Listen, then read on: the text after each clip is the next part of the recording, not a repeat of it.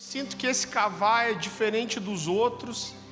E eu confesso para você que há dias eu estou tentando entender para onde Jesus está indo. E foi quando eu estava ali orando antes de vir para cá. Eu comecei a orar hoje, eu acho que umas 3 horas da tarde. Eu falei: Deus, eu preciso ter uma direção, eu preciso entender o que o Senhor quer. Eu não quero simplesmente despejar algo pronto. E eu percebo um ambiente muito diferente essa noite. E eu quero dizer para você um ambiente de revelação. Não só um ambiente de revelação da palavra, mas eu sinto um ambiente onde Deus vai falar coisas para você que talvez há muito tempo você está perguntando. Eu estava orando aqui e o Senhor me falava de pessoas que têm esperado uma direção de Deus, um norte, um insight. E a palavra revelação fala justamente de tirar o véu de algo que é oculto e de repente Deus mostra. Então a minha oração por você essa noite é para que Deus te mostre algo que você está tentando ver faz tempo e não consegue. Obrigado, Botinho. Eu quero que você abra sua Bíblia comigo em Lucas capítulo 12.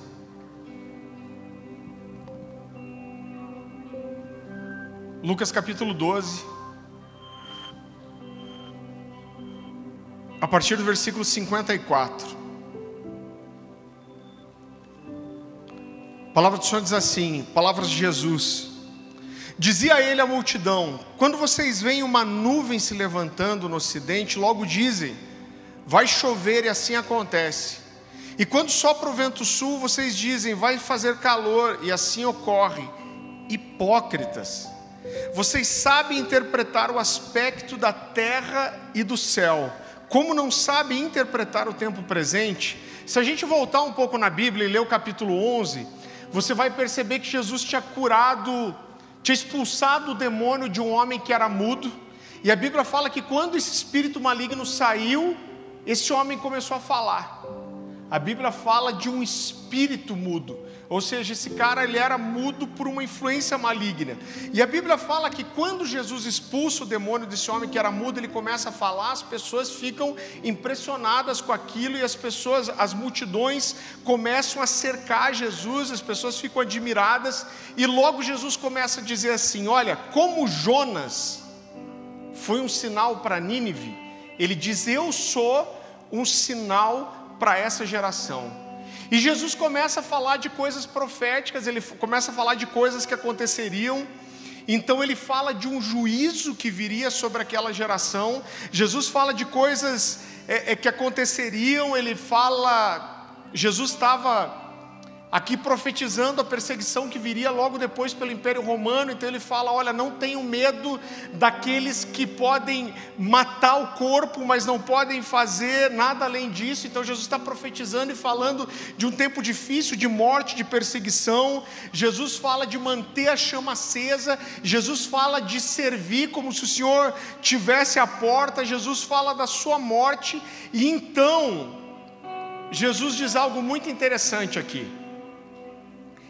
Ele parece indignado, porque ele chama esses caras de hipócritas, e ele fala assim, olha, vocês conseguem olhar para os céus e ver os sinais de que vai fazer sol, vai fazer chuva, ou vai fazer calor, mas vocês não conseguem entender o que eu estou dizendo para vocês. Vocês não conseguem entender os sinais que eu dou, vocês não conseguem entender o que está para acontecer, vocês não conseguem entender o que eu e o Pai estamos para fazer na terra.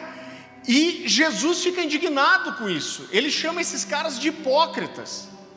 Fala, hipócritas, vocês conseguem entender os sinais dos tempos, vocês não conseguem entender os sinais que eu dou.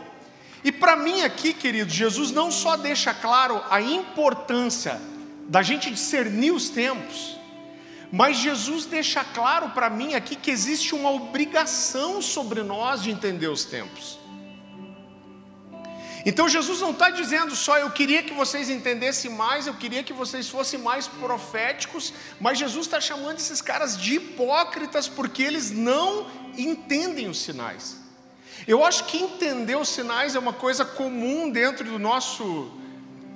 dia a dia cristão, a gente fala muito sobre os sinais dos fins dos tempos, né? Então com a pandemia teve uma onda aí gigantesca de pessoas falando sobre escatologia, mas quando eu olho para a Bíblia, eu vejo que Jesus não quer que a gente discirna só os sinais dos fins dos tempos, mas a Bíblia me mostra que a verdade é que o tempo inteiro Deus está nos dando sinais daquilo que Ele quer fazer. Eu quero que você vá comigo para Efésios capítulo 3.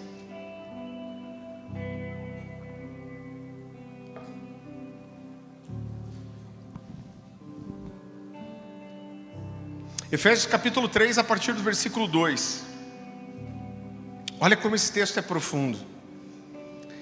Certamente vocês ouviram falar da responsabilidade imposta a mim em favor de vocês pela graça de Deus.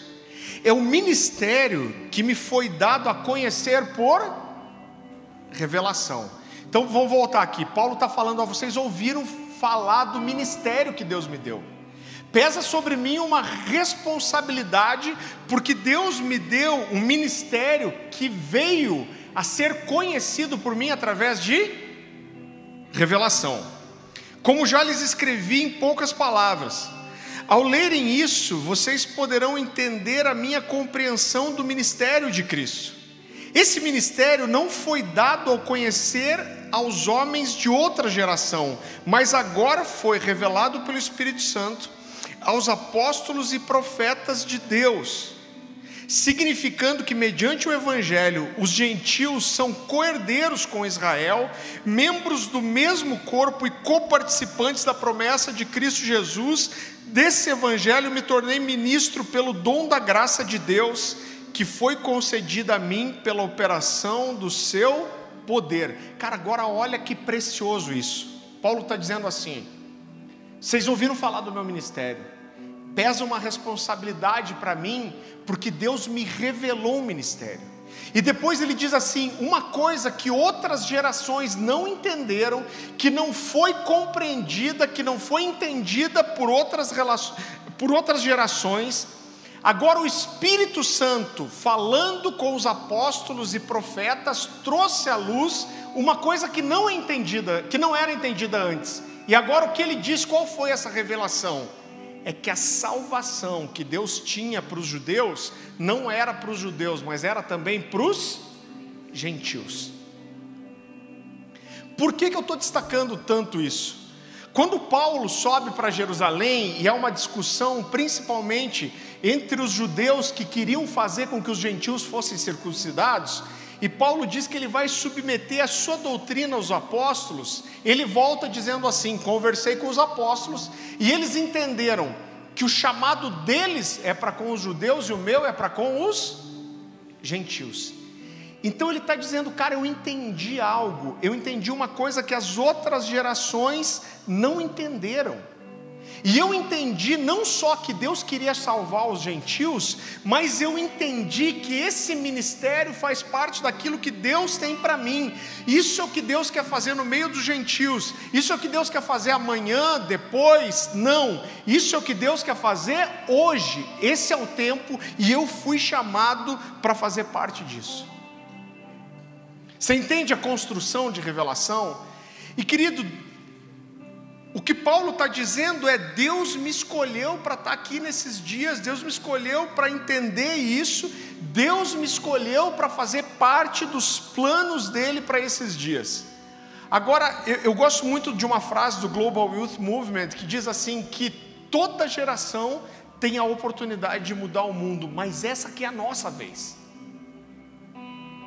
Quando a gente olha para a história da igreja, a gente vê gerações, a gente vê grupos de pessoas que mudaram a história, que mudaram o mundo, e toda geração pode ter isso, e essa aqui é a nossa vez. Agora Paulo só pôde corresponder ao seu chamado, Paulo só conseguiu se tornar o homem que ele se tornou, porque primeiro, ele entendeu o que Deus queria fazer nos seus dias.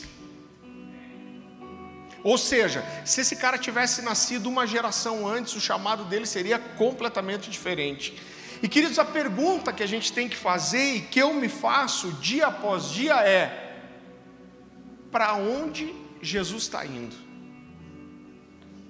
que Jesus está fazendo hoje? O que Jesus está fazendo nos nossos dias? Eu quero confessar para você que essa é uma oração que eu faço, às vezes quase, não me entenda mal, quase colocando Jesus na parede, mas eu já orei muitas vezes e falei: Jesus, o teu convite para os discípulos é: vem aí, siga-me. Eu falo, esse é o mesmo chamado para mim. Eu falo agora para os discípulos era mais fácil, porque era só ver para onde você estava indo. Eu falei: se o teu chamado para mim é venha e siga-me, eu preciso entender para onde você está indo.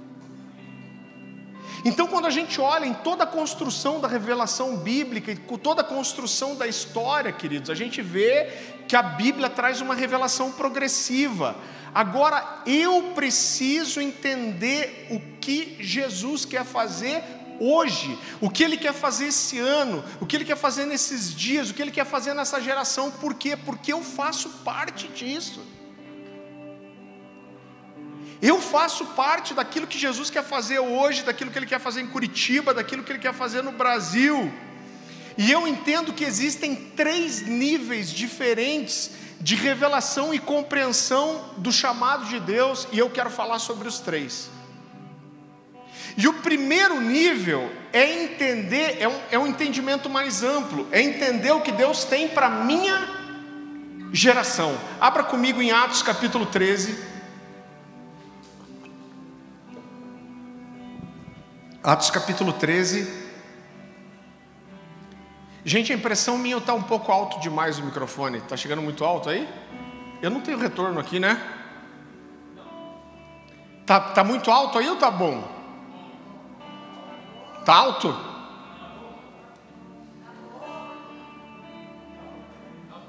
Então tá bom. É que tá alto, tá bom, tá alto, tá bom. Não tem jeito. Ele está falando todo mundo porque ele não vê para ninguém para trás dele, né? Vocês perceberam, né?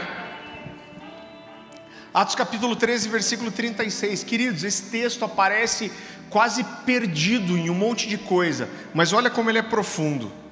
A Bíblia diz assim: tendo, pois, Davi servido ao propósito de Deus em sua geração, adormeceu e foi sepultado junto com os seus antepassados, e o seu corpo se decompôs. Cara, agora olha como é precioso. A Bíblia diz: tendo Davi servido ao propósito de Deus em sua geração. Outra versão diz assim: tendo Davi servido a sua geração segundo o propósito de Deus. O que esse texto fala para mim? Esse texto fala para mim que Deus tem um propósito para a nossa geração, para os nossos dias. Ele não é aleatório, ele é específico. E Deus nos escolheu para esses dias, Deus nos escolheu para essa geração. Cara, às vezes quando eu olho para a história e eu vejo o desenvolvimento da história bíblica, eu fico pensando quantas gerações passaram antes de nós que não conheceram o Messias. Quantas gerações antes de nós não tiveram a Bíblia completa? Cara, a revelação que Moisés teve, ela não é perto daquilo que a gente tem. Nós vimos o Messias, nós vimos a promessa de Deus, nós vimos o sacrifício de Jesus, nós vimos a ressurreição. Então, cara, a gente faz parte de algo muito especial, existe algo incrível para os nossos dias. Eu não sei quantas gerações tem ainda depois de nós, se tem alguma, mas uma dúvida a gente não tem, é que nós somos a geração mais próxima da vinda de Jesus até agora. Agora é muito importante a gente entender o que Deus quer fazer, querido, na nossa geração, porque isso fala de uma revelação, de um entendimento do meu chamado a longo prazo. E a minha pergunta é: o que Deus tem para mim daqui 10 anos? O que Deus tem para mim daqui 20 anos? Daqui 30 anos talvez? Se Deus chamasse você agora, cara, uma das coisas que essa pandemia mexeu com a gente, eu não sei você, mas toda vez que eu abro o Facebook, gente, parece quase um obituário, né? E você vê muita gente nova indo embora agora, e a minha pergunta é: se Jesus te levasse hoje, o que você deixaria? Que legado você deixaria? Por quê? Porque a verdade é que Deus nos deu uma única vida, e a gente tem uma única chance para cumprir o chamado dele para a nossa vida. Você sabe que quando Paulo fala assim, para mim o viver é Cristo e o morrer é lucro.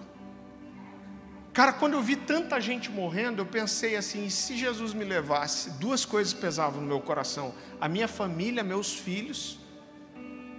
E outra coisa que pesava no meu coração é: Deus, me dá a chance de fazer mais, me dá a chance de marcar mais pessoas. Cara, eu tenho uma vida só para queimar pelo reino. Sabe por quê, irmão? Porque quando você estiver no céu, a gente vai adorar, a gente vai honrar o Senhor, mas a hora de dar fruto é aqui. É a única chance que a gente tem de tocar pessoas e transformar a sua eternidade. A gente está escrevendo uma história com tão poucos anos de vida, mas aquilo que a gente escreve nesses dias vai ter um eco por toda a eternidade. Não tem outra chance. Quando acabar, acabou. O que você fez, você fez. O que não fez, irmão, não vai fazer mais. E isso mexe com o meu coração. Eu não posso desprezar isso. Eu lembro que uma vez a gente estava num culto com o Marcelo Jamal e ele falou assim: quanto tempo você acha que você tem de vida ainda?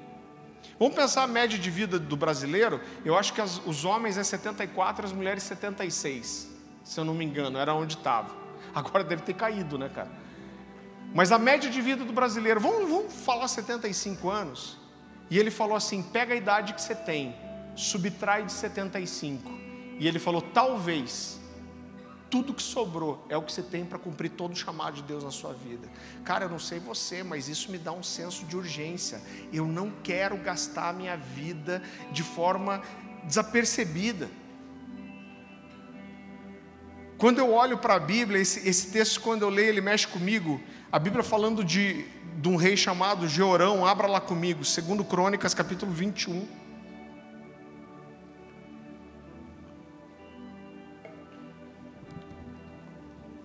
2 Crônicas, capítulo 21, versículo 20.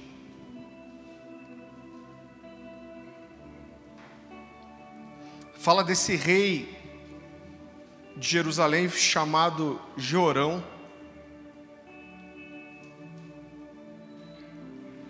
E a Bíblia diz assim: era ele da idade de 32 anos quando começou a reinar, e reinou 8 anos em Jerusalém. E se foi sem deixar de si saudades, e sepultaram na cidade de Davi, porém não nos sepulcros dos reis. Esse cara foi tão irrelevante, tão ruim, que não deixaram que ele fosse sepultado junto dos reis. E a Bíblia fala que esse cara, quando morreu, não deixou saudade. Cara, eu não estou falando aqui que todo mundo vai ser um avivalista, que todo mundo vai se tornar conhecido no Brasil inteiro, mas eu quero dizer uma coisa para você: se você corresponder ao seu chamado, aquilo que Deus chamou para fazer, eu garanto que a sua vida não vai passar desapercebida. Talvez não seja, cara, para a nação inteira, talvez você não seja conhecido de todo mundo, mas eu garanto que se você corresponder àquilo que Deus chamou para fazer, a sua vida não vai passar desapercebida. Você sabe que quando a gente, tantos anos atendendo tanta gente, eu vejo pessoas que acreditam que Deus não tem nada de especial para ela. Agora, eu não sei o que te trouxe aqui. Quando eu olho para a minha história, eu vejo que o pai da minha mãe morreu de bêbado, minha avó morreu endemoniada, bruxa, feiticeira, tinha mais capeta que vó. Dá vontade de meter a mão na cabeça e falar: sai, avó, deixa o capeta em paz. Era quase assim. Eu olho para o pai do meu pai, um cara corrupto, desonesto, abandonou a família quando os filhos eram pequenos, nunca ajudou mais minha avó, ela, cara, trabalhou, criou 5 filhos sozinha. Então eu venho de um contexto familiar antes dos meus pais que era muito ruim, mas Deus moveu, Deus interveio, Deus entrou dentro do coração da minha mãe, Deus transformou uma história, mas Deus moveu muita coisa para hoje eu estar aqui. E eu não consigo acreditar que Deus, Ele entrou na sua história, Ele resgatou você, Ele te alcançou para colocar você num lugar, no reino onde você foi chamado só para receber e não dar nada para ninguém. Não existe. Sabe por quê? Porque Deus não desperdiça. Não existe cultura de desperdício no reino. Então, se você está aqui, você fala: Deus, eu quero fazer o que você me chamou para fazer, a sua vida não vai passar desapercebida. Por quê? Porque existe um reino caminhando, existe uma geração para a qual Deus tem um propósito. Cara, semana passada, se eu não me engano, eu estava assistindo de volta, me deu uma saudade dele, e eu estava assistindo uns vídeos do Gregório McNutt. Quem lembra do Gregório, conheceu o Gregório? Todo mundo conheceu o Gregório? Mano, o Gregório era muito louco, mas esse cara marcou demais a minha vida. E eu me assusto às vezes, porque ele chegou a ser um cara muito conhecido, talvez há uns 20 anos atrás. Tipo, todo mundo queria ver o Gregório queimando. E eu vejo que, cara, ele morreu, deve fazer o quê? Uns 4, 5 anos, será? Foi quando? Não tenho certeza. Mas não faz muito tempo. Mas hoje são poucas pessoas que conhecem ele. Agora, eu estava assistindo um vídeo dele que ele fala sobre o legado. Olha que interessante, eu acho que foram os 4 últimos anos dele. Ele tem você vai achar bem fácil isso na internet. E ele fez um vídeo falando que Deus tinha falado para ele que queria que os últimos anos da vida dele ele pregasse sobre legado. E esse cara é emocionante. Eu choro toda vez, já quase consigo repetir a fala dele. E eu choro toda vez que eu vejo. E ele está lá, ele chora, ele está com a Bíblia na frente dele, ele fala, cara, Deus tem me falado que eu tenho que pregar sobre legado. E o Gregório era um touro, cara. Quem conhecia ele, jogava bola, era um cara forte, fazia 20 dias de jejum, era um boi. Eu olhava para o Gregório e falei, cara, esse cara vai viver frouxo até uns 105 anos mais ou menos. E esse cara morreu, se eu não me engano, com 64 anos. Morreu dormindo, do nada. Eu acredito que Deus falou que ia levar ele. Então, cara, isso fala de algo tão especial para mim, porque quando ele grava esse vídeo, Deus me falou que os últimos anos da sua vida eu quero que você fale sobre legado. E nesse vídeo ele fala que um amigo ligou para ele e falou, Gregório, eu tive um sonho com você. E eu sonhei que eu estava indo em um velório. E eu cheguei nesse velório e tinha um cara virando cambalhota, pirueta, estrelinha, muito feliz. E quando eu vi era você. E você estava muito feliz, muito feliz. Eu falei, nossa, o Gregório aqui num velório e pulando de alegria. Ele falou, mas quando eu cheguei no caixão, quem estava no caixão era você. Então eu vejo, querido, que primeiro Deus fala conosco e a gente precisa entender para que Deus está nos chamando. E quando eu olho para o Gregório, ele é um dos caras mais apaixonados que eu conheci. Esse cara me marcou demais. Eu estava falando com o Alessandro Vilas Boas, ele marcou muito essa gurizada e eu não conseguia ver ele pregando sem chorar. O Júnior do Ministério 9 Graus, que é um dos meus melhores amigos, falou, cara, o Júnior ministrou com ele por 13 anos. E ele falou, cara, às vezes a gente pegava assim 20 dias de ministração a fio, um dia atrás do outro, viajando o Brasil. Ele falou, cara, e ele jejuava e fazia todo mundo jejuar, ninguém podia comer. Às vezes ele tomava um suco de fruta, às vezes um iogurte.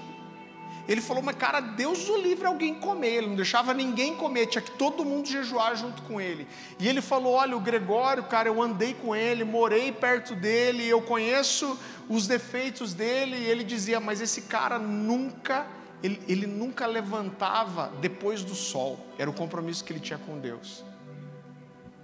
E ele falava, quando o sol desponta, eu já estou esperando Jesus. E o Júnior falou, cara, eu andei 13 anos com ele, não importa o que fosse, não importa que ele fosse dormir 3 horas da madrugada, cara, antes do sol nascer, ele estava em pé orando. Eu lembro que ele falava uma coisa, ele dizia assim, a única coisa que eu quero escrita na lápide do cemitério quando eu morrer, esse cara amava Jesus demais da conta. Eu vi ele falar isso muitas vezes.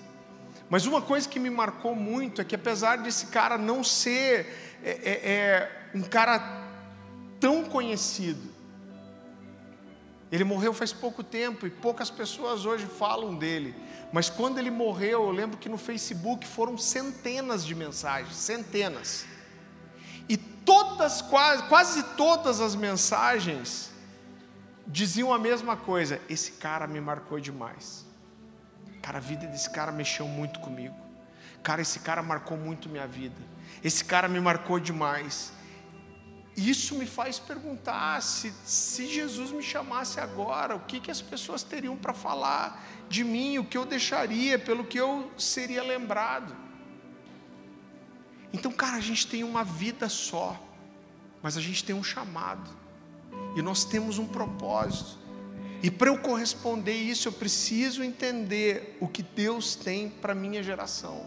O segundo nível de revelação, que é mais específico, é entender o que Deus tem para esse ano. Eu quero que você abra comigo em Daniel capítulo 9.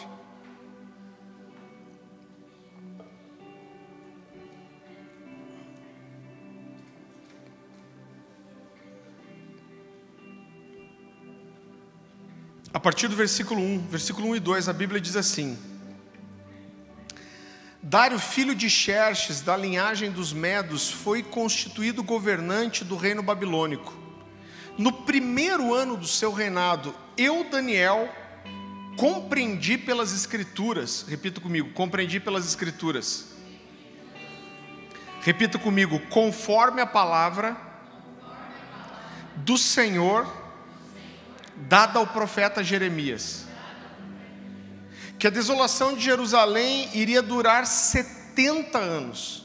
Por isso me voltei para o Senhor Deus com orações e súplicas, em jejuns, em pano de saco e coberto de cinzas, e orei ao Senhor meu Deus e confessei. Queridos, o que é tão importante aqui? Os estudiosos acreditam que quando Daniel e seus amigos foram levados cativeiros para a Babilônia, eles tinham entre 19 e 13 anos de idade. Então esses caras foram presos, foram levados cativos para a Babilônia. Eles tentaram inserir a cultura babilônica na cabeça desses meninos, mudaram o nome deles, tudo para destruir quem eles eram, a identidade que eles tinham em Deus. E o que Daniel está dizendo aqui é que, estudando Jeremias, ele descobriu por que eles foram cativos. Quando Deus dá a terra prometida para o povo de Israel, a Bíblia fala que por 6 anos eles deveriam trabalhar a terra, e o 7º ano deveria ser um ano sabático, um ano de descanso. Mas o povo de Israel descumpriu isso por 490 anos. Então Deus falou: olha, já que vocês não cumpriram um ano sabático de livre vontade, eu vou fazer vocês cumprirem forçado. E foi aí que a Babilônia invadiu Jerusalém, e eles foram levados cativos, prisioneiros, escravos dos babilônios. Só que o que Daniel está falando para nós é que quando ele leu Jeremias, ele entendeu isso. Ele falou: cara, 490 anos, a cada 6 anos, um ano sabático, e Deus estava dizendo que nós cumpriríamos o que nós devemos. Então, o que nós temos para pagar diante de Deus são 70 anos. E o que Daniel está falando aqui é que ele estudou as Escrituras e ele viu que Jeremias profetizou que esses anos seriam pagos. Só que nesse ano em que Daniel está escrevendo isso, era exatamente, estava fechando 70 anos que eles haviam sido exilados na Babilônia. Então o que Daniel está dizendo é: cara, eu estava estudando as Escrituras e eu vi que nós tínhamos 70 anos para cumprir, e esse 70º ano se conclui agora. Agora você pensa que se esse cara tinha entre 13 e 19, ele tinha aqui então entre 83 e 90 anos de idade. E ele fala: quando eu entendi o que Deus tem para esse ano, eu comecei a clamar, vestindo pano de saco, e clamando ao Senhor para que Ele cumprisse a sua vontade, para que Ele cumprisse o que Ele tem para fazer esse ano. Ele começa a orar, a jejuar e interceder de forma específica. Agora, querido, uma pergunta que eu entendo que nós temos que fazer todo ano é: o que Deus tem para esse ano? O pessoal que anda comigo há mais tempo sabe isso. Eu tenho um caderninho, meu caderninho de oração está ali dentro da minha mochila. Eu devo estar carregando ele há uns 12 anos já, mais ou menos. E todo ano, quando chega mais ou menos novembro, eu começo a orar e perguntar para Deus o que Ele tem para o próximo ano. E cara, em todos esses anos, eu posso dizer que muitas vezes Deus falou coisas que eram pessoais para mim. Teve um ano que eu peguei uma mensagem chamada Como Flechas lá na Alcance, e Deus me falava sobre ser lançado, e eu sabia que uma grande mudança ia acontecer. Jamais imaginei que eu ia sair de lá, que ia ter uma transição. Eu achei que tinha a ver com eu escrever, com estar no ministério itinerante, mas Deus me falou: cara, eu vou te botar no arco e vou arcar você como uma flecha. Então eu ouvi de Deus, e eu sabia que era um ano de transição, eu sabia que era um ano de mudança, eu sabia que alguma coisa tinha que acontecer. E eu quero dizer para você que eu acho irresponsável a gente, querido, entrar em um ano, finalizar um ano e não olhar para trás e tentar ver para onde a gente caminhou, o que você fez e qual é o próximo passo. A Bíblia diz: ensina-me a contar os meus dias para que eu encontre um coração sábio. Isso diz o quê? Que existe uma sabedoria em contar os dias. Então a gente tem uma tendência às vezes de secularizar o tempo e tratar de uma forma natural, mas quando eu olho para a Bíblia eu vejo que Deus, Ele trabalha com ciclos. Salmo 90:12, ensina-me a contar os dias. E eu vou ter um coração sábio por isso. Cara, a gente não pode secularizar o tempo. E a gente tem que ver que Deus, Ele trabalha com estações, Ele trabalha com ciclos. A Bíblia toda vai falar sobre isso. 7 anos de vacas gordas, 7 anos de vacas magras, as 70 semanas de Daniel. Cara, eu posso dar aqui 1 milhão de exemplos para vocês. Mais ou menos 2000 anos de Adão até Moisés, 2000 anos de Moisés até Jesus, e mais 2000 anos até nós. Então Deus, Ele trabalha com ciclos, Ele trabalha com estações, e por isso a indignação de Jesus. Cara, vocês conseguem ver que vai chover ou que vai fazer sol, mas vocês não conseguem entender os sinais que eu lhes dou. Então Jesus nos dá sinais, e a nossa obrigação é entender os sinais dos tempos. Cara, eu preciso entender. Por quê? Porque eu tenho o Espírito Santo, porque eu tenho um Deus que fala, e porque eu não consigo corresponder ao chamado de Jesus, ao que Ele tem para os meus dias, se eu não souber o que Ele está fazendo. E cara, eu vou te dizer, existe alguma coisa acontecendo, existe alguma coisa acontecendo. Eu não sei se eu falei isso domingo passado, mas há alguns anos eu tenho orado. A gente está aqui com várias pessoas que experimentaram aquele despertamento que a gente teve no final dos anos 90, começo dos anos 2000. A gente participou muito, Doug lá, do Fogo e Glória. E para mim a coisa começou a cair em 2005, em 2006 já estava bem mais fraca. E existe uma expectativa de qual vai ser a próxima onda, qual vai ser a próxima coisa que Deus vai fazer.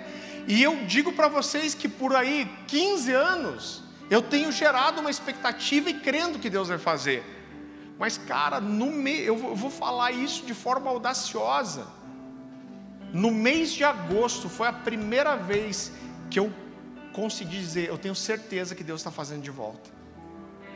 Cara, eu sei que Deus está fazendo de volta. Para mim, o céu em agosto mudou. Eu não sei te explicar, mas mudou. Existe algo diferente. Tem uma estação que muda. Você sabe quando você chega, muda a estação, primavera, verão. Às vezes não significa que o primeiro dia de verão vai fazer calor, mas mudou. É outra estação. E mesmo que o calor não esteja queimando, ele vai chegar.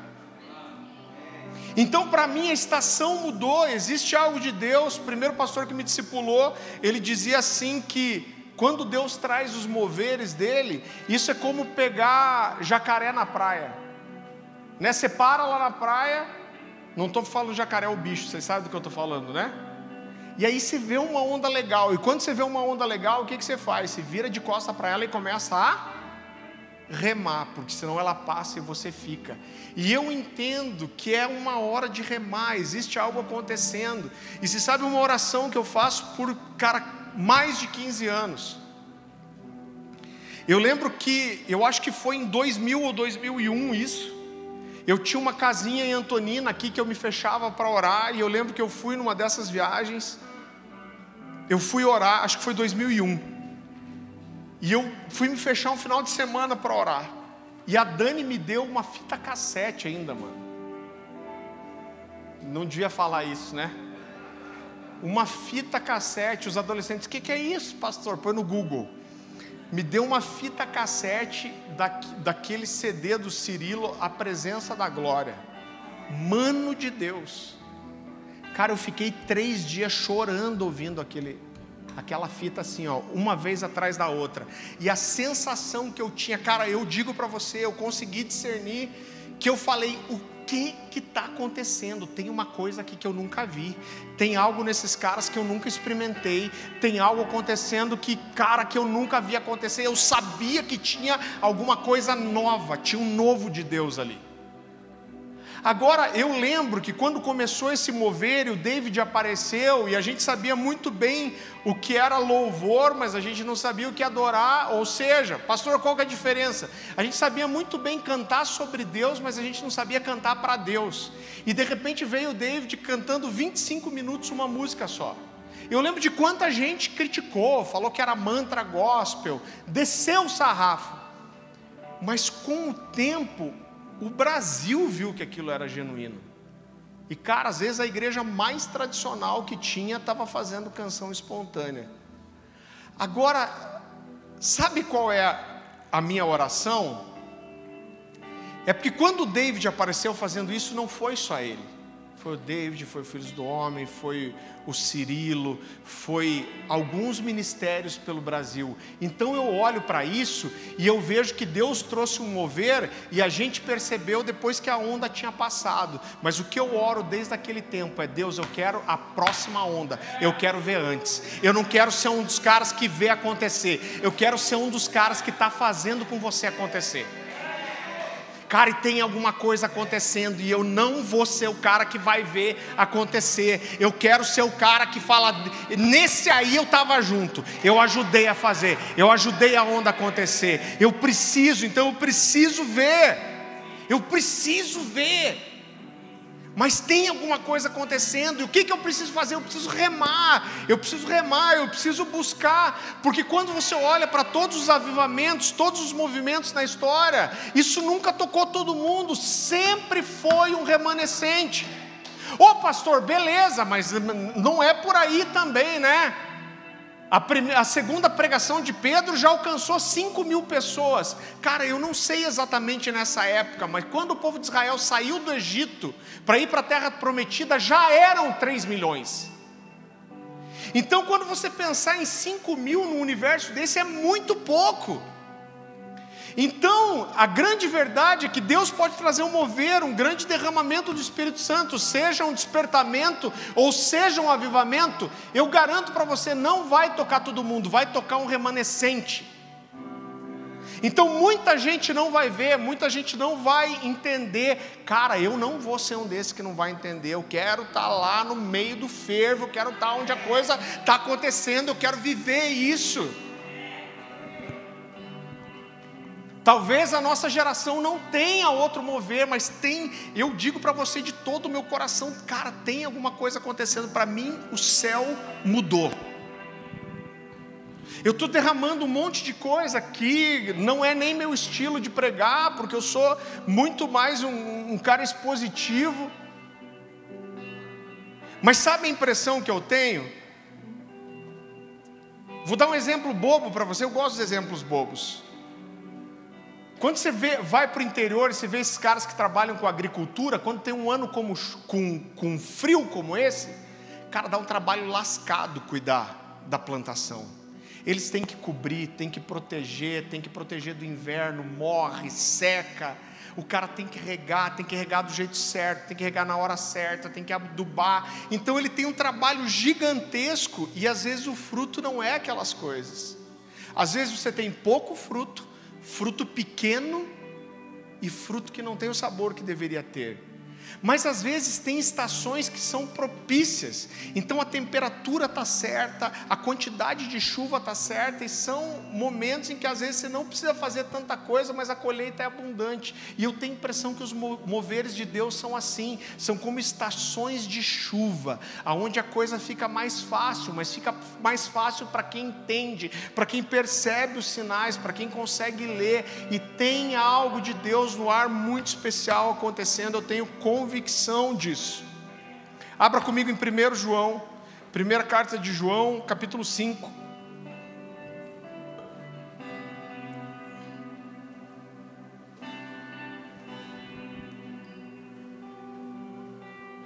Versículo 14. A palavra do Senhor diz assim: e essa é a confiança que temos para com Ele, que se pedirmos alguma coisa, segundo a sua vontade, Ele nos ouve. E se sabemos que Ele nos ouve quanto ao que lhe pedimos, estamos certos de que obteremos os pedidos que lhes temos feito. Você entende como que isso é forte?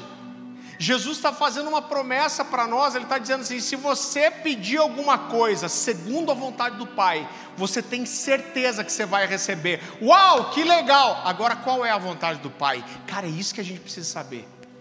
O que Jesus tem? O que Ele está desenhando? Para onde Ele está indo? O que Ele está fazendo? Abra comigo em Amós capítulo 3, versículo 7.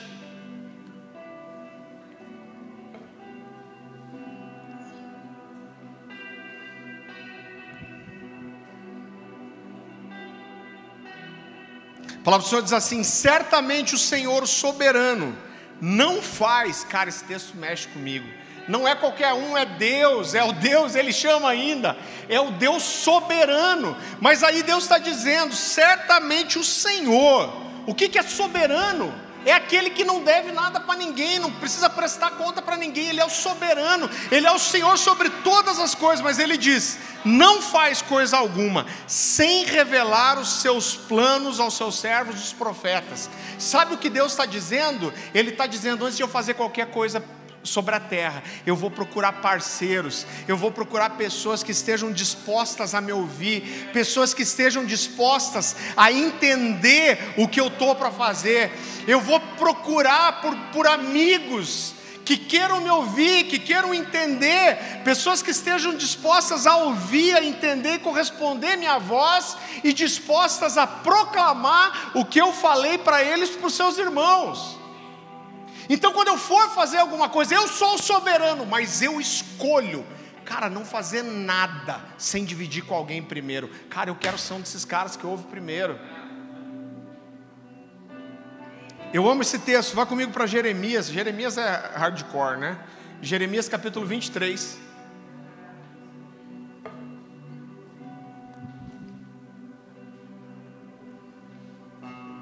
Jeremias capítulo 23, versículo 18. Então Deus está dizendo assim: porque quem esteve no conselho do Senhor, repita comigo, conselho do Senhor, e viu e ouviu a sua palavra, quem esteve atento à sua palavra e a ela entendeu. Esse texto já é animal assim. Agora, o que é muito precioso aqui é que essa palavra traduzida como conselho é a palavra hebraica kod. E kod fala de uma reunião íntima, familiar, como de uma família que se senta à mesa para jantar. Então o que Deus está falando aqui é: cara, quem de vocês esteve à mesa comigo e esteve disposto a gastar tempo comigo e a me ouvir? E Ele diz: não só ouvir a minha voz e entender o que eu falei. Então Deus está dizendo: cara, eu estou chamando vocês para a mesa, para um lugar de intimidade. Eu estou procurando quem esteja disposto a me ouvir e entender. Cara, disso que eu estou falando. A gente precisa ouvir e a gente precisa entender. Sabe, eu tive uma experiência tão especial. Quero só compartilhar com você. Eu quero provocar seu coração. A gente teve um final de ano lá na Alcance, e todo ano eu vou passar o Natal. A gente só não foi ano passado por causa da pandemia, mas já há 20 anos quase, 19 anos acho, eu vou para Lages passar o Natal com os avós da Dani. Por quê? Irmão, eles são bem velhinhos já. O vô da Dani acho que está batendo 90 anos já. E a gente não sabe quanto tempo eles vão estar aqui, e eles são muito preciosos, eles são mais avós para mim do que os meus avós foram. Então a gente vai todo ano para passar com eles. Mas há uns 6 anos atrás, um Natal que eu fui para Lages, eu tô lá e Deus me falou assim: no próximo Natal, no próximo Réveillon, você não vai vir para cá. Eu quero que você fique na Alcance e você vai pregar no culto da virada. Irmão, faltava mais de um ano. Eu estava no Natal de um ano, Deus estava me falando da virada do próximo ano. Mas aquilo foi tão forte ao meu coração, eu falei, cara, Deus falou comigo. E não é todo dia que Deus fala assim, mas eu procuro ser aquele cara que sabe quando é Deus falando ou não. E eu lembro que eu falei para a Dani, eu falei, Dani, ano que vem a gente não vem para Lages, porque Deus me falou que é para eu pregar no culto da virada. E o ano passou e eu tentei me preparar. Eu acho que a gente teve uma reunião de presbitério lá em março ou maio. E eu falei, gente, seguinte, eu não sei, porque todo mundo queria viajar no final do ano. Então ninguém queria ficar, todo mundo queria viajar. E era uma briga para ver quem ia ficar para fazer o culto da virada. E eu falei, ó, gente, esse ano não se preocupe que eu estou disponível aí para estar no culto da virada. E eu achei que o pessoal ia dizer, que bom, então já vamos deixar você na lista. Aí o Luciano falou, não, acho que esse ano eu vou estar também. O Marciano, não, acho que esse ano eu vou estar também. Outro, acho que esse ano eu vou estar também. Eu falei, ixi. Cara, e foram passando os meses, e eu com aquele negócio no meu coração, que Deus tinha me falado, e eu cheguei, já avisa seus avós que esse ano a gente não vai, né, cancela isso, vamos mexer, vamos sair de férias só depois, quando virar janeiro. Cara, só que foi chegando perto, ali, setembro, outubro, novembro, e o Luciano começou a falar, não, eu não vou viajar esse ano, eu vou estar aí, e eu vou pregar no culto da virada. Eu falei, Deus, eu não vou dizer para ele que ele não pode pregar, que eu que tenho que pregar, né? Cara, e eu cheguei, eu acho que era novembro, eu falei, Dani, o Marciano está aí, o Luciano está aí, tem outros pastores aí. Eu falei, não sou eu que vou pregar, acho que a gente pode voltar e sair de férias como a gente faz sempre, ali pelo dia 20 de dezembro. Cara, quando eu fui para mudar, eu senti aquele negócio, não, mas Deus falou comigo, eu vou manter, eu vou ficar quietinho, mas vou manter. Até o dia 31 de dezembro, o Luciano ia pregar. E eu lembro que chegou a hora da gente sair para a igreja, para o culto da virada, e eu falei, mano, não vou nem levar meu iPad, cara. O Luciano já anunciou, falou para todo mundo, se o Luciano não tivesse, o Marciano estava. E cara, me deu aquela coisa de provar a Deus, cara, mas Deus falou comigo. E eu peguei meu iPad e levei. Cara, eu tô orando lá, e o culto começou e o Luciano não estava. Eu falei, mano, será que o Luciano... Mas o Marciano já estava. Quando está quase terminando o louvor, o Luciano entra. A hora que ele entrou, eu falei, gente, viajei na maionese. Deus não falou comigo. Só que o Luciano entra assim e vai bem do meu lado. E aí ele para do meu lado e vira assim, ó. Cara, estou com um torcicolo. Você tem uma palavra para pregar aí hoje? Eu falei, tenho, cara. Ele falou, é sério mesmo? Eu falei, é sério. Cara, e ele não me falou mais nada. E me deixou no vácuo. E chegou na hora da palavra, ele subiu no púlpito. Só que subiu e me chamou para pregar. E eu vou te dizer, foi um culto extraordinário. Cara, não foi nada demais. Houve testemunhos, pessoas que foram tocadas pela palavra. Mas aconteceu uma coisa extraordinária. Apareceu o anjo nadando de costa, caiu fogo do céu. Não. Mas o que é mais importante em tudo isso? É saber que Deus fala comigo. E nós podemos nos colocar num lugar de responder à voz de Deus. Cara, Deus é um Deus que fala. Ele fala. E Ele quer falar. Quando Deus faz defesa dele mesmo nas Escrituras, Ele diz assim, eu não sou como os outros deuses. E Ele diz o quê? Eu não sou como os outros deuses, que têm ouvidos e não ouvem, têm olhos e não veem, e têm boca e não fala. Ele está dizendo, eu sou diferente, eu sou um Deus que fala. Cara, esse Deus é um Deus que fala, como que nós não vamos ouvir a voz de Deus? E o último nível, o terceiro, é entender o que Deus tem para hoje. Cara, o que Deus tem para hoje? Até uma hora antes de começar o culto, talvez eu não sabia o que eu ia ministrar. Mas eu sei que eu não tenho o direito de vir aqui só trazer alguma coisa de forma aleatória. Eu preciso entender o que Jesus preparou para esse dia.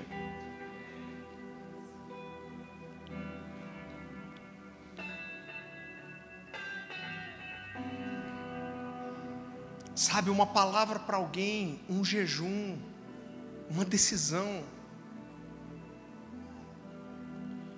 Deixa eu chamar o Jordão para vir aqui ajudar a gente. Querido, eu quero que a gente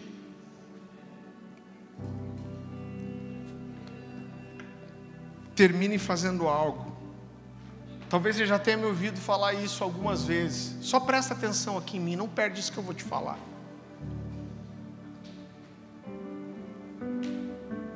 O meu papel é ensinar. Eu sou pastor de uma igreja, eu sou um cara que tem como chamado o ensino. Mas quando existe um ambiente profético que Deus gera, algumas coisas são compreendidas que elas não vêm só pelo ensino. É a junção das duas coisas. Então eu entendo que eu estou aqui hoje com um número reduzido de pessoas, mas eu estou aqui simplesmente correspondendo a algo que Deus falou, que Ele planejou. Qual que foi a oração que Jesus nos garantiu? Se pedirmos alguma coisa, segundo a vontade do Pai, nós temos a certeza que a nossa oração será atendida. Então eu creio de coração que eu estou aqui essa noite, simplesmente dizendo, tá bom, Deus. E quando o ambiente profético existe, algumas coisas acontecem que você não consegue gerar, querido, em outro ambiente. O que o Senhor me falou para essa noite é que essa noite seria uma noite de revelação. E eu quero te desafiar a fazer uma coisa. Nós vamos estar adorando aqui. Se você quiser levantar, sair do seu lugar, ajoelhar, andar pelo salão, ir lá para o outro salão, eu quero deixar você totalmente livre. Mas eu quero que você pegue um papel, uma caneta ou o seu celular, pegar as notas. E eu quero que você possa dizer nessa noite aí, Jesus, o que você tem para mim? A impressão que eu tenho é que muitas respostas que têm sido buscadas, direções ministeriais, clareza, uma palavra de Deus. Eu não estou dizendo que isso não vai acontecer, mas você não precisa de um profeta. Mas existe um ambiente profético aqui, existe um ambiente de clareza, de revelação. E eu creio de todo o meu coração que existem pessoas que têm perguntado coisas para Deus, talvez muitas coisas ministeriais, de direção para a vida, de direção para a sua família. E você fala, cara, eu não consigo ouvir, eu não sei o que Deus tem, mas essa é uma noite em que Deus vai falar com você. E eu queria que você anotasse. Eu quero que da forma mais simples do mundo, você entenda que existe um ambiente profético. Eu quero que você anote, porque Deus vai falar com você. Você não pode ficar preocupado em acertar. Você precisa estar preocupado em ouvir agora. Nós vamos adorar, nós vamos gerar um ambiente em Deus, nós vamos procurar, nós vamos cavar através de Deus, mas esteja sensível. Deixe Deus falar ao seu coração, anote o que Ele falar para você. Você recebe essa palavra?